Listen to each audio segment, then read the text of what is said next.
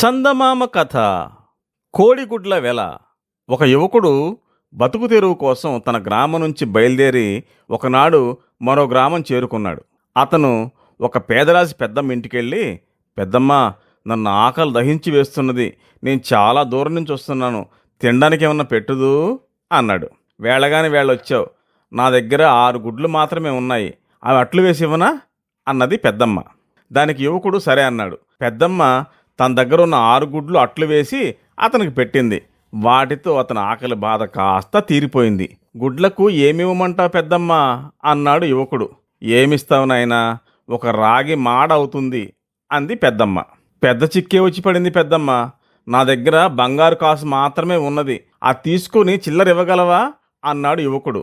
నా దగ్గర అంత చిల్లర ఉంటుందా నాయనా, కాస్త గుర్తుంచుకొని తిరిగిటి వచ్చినప్పుడు ఇచ్చేసేయి అంది పెద్దమ్మ. యువకుడు ముందుకు సాగిపోయాడు. అతను దేశాలు గడిచి సముద్రాలు దాటి ద్వీపాంతరాలకు వెళ్ళి అక్కడ వర్తకం చేసి చాలా డబ్బు గడించి స్వదేశానికి తిరిగి వస్తూ అనేక సంవత్సరాల అనంతరం తిరిగి పేదరాశి పెద్దమ్మ ఉండే గ్రామం చేరి ఆమెకు తను బాకీ ఉన్న రాగి మాడ ఇవ్వబోయాడు. పెద్దమ్మ గడుసుపిండం.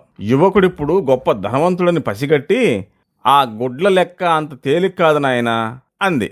యువకుడు ఆశ్చర్యపోయి, లెక్కేమిటి అన్నాడు.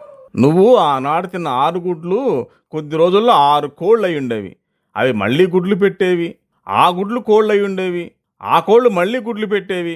ఇలా లెక్క చూస్తే నువ్వు నాకు 5-6 లక్షల గుడ్లకు డబ్బులు ఇచ్చుకోవాల్సి ఉంటుంది, సుమారుగా 1000 బంగారు కాసులు ఇస్తే నా బాకీ తీరిపోతుంది అంది పేదరాశి పెద్దమ్మ.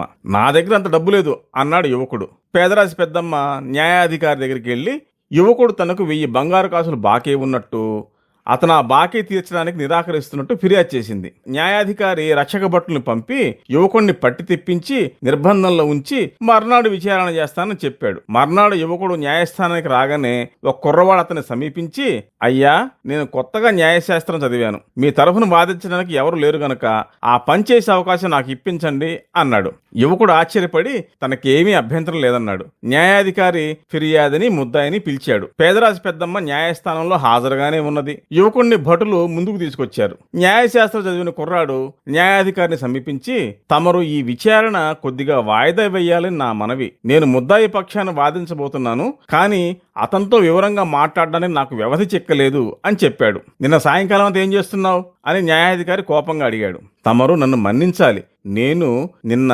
వేరుశెనగ నాటడానికి విత్తులు వేయించుతూ పొలంలో ఉండిపోయాను అన్నాడు కుర్రవాడు. ఇదేం బుద్ధి లేని మాట, నాటే వేరుశెనగ విత్తనాలను ఎవరైనా వేయిస్తారా, వేసిన విత్తులు ఎక్కడైనా మొలకెత్తుతాయా అంది పేదరాశి పెద్దమ్మ. కుర్రవాడు ఆమెకు వేసి ఆశ్చర్యంగా చూసి, అట్లు వేసిన కోడిగుడ్లు పిల్లలై తరతరాలుగా గుడ్లు పెట్టగలేంది, వేయించిన విత్తనాలు మొలకెత్తడం ఏమన్నా గొప్ప విషయమా ఏంటి అన్నాడు. న్యాయాధికారికి విషయం బోధపడిపోయింది. పేదరాశి పెద్దమ్మ తెచ్చిన ఫిర్యాదును ఆయన కొట్టిపారేశాడు. యువకుడు తన పక్షాన వాదించిన కుర్రవాడికి మంచి బహుమానం ఇచ్చి తన గ్రామానికి వెళ్ళిపోయాడు.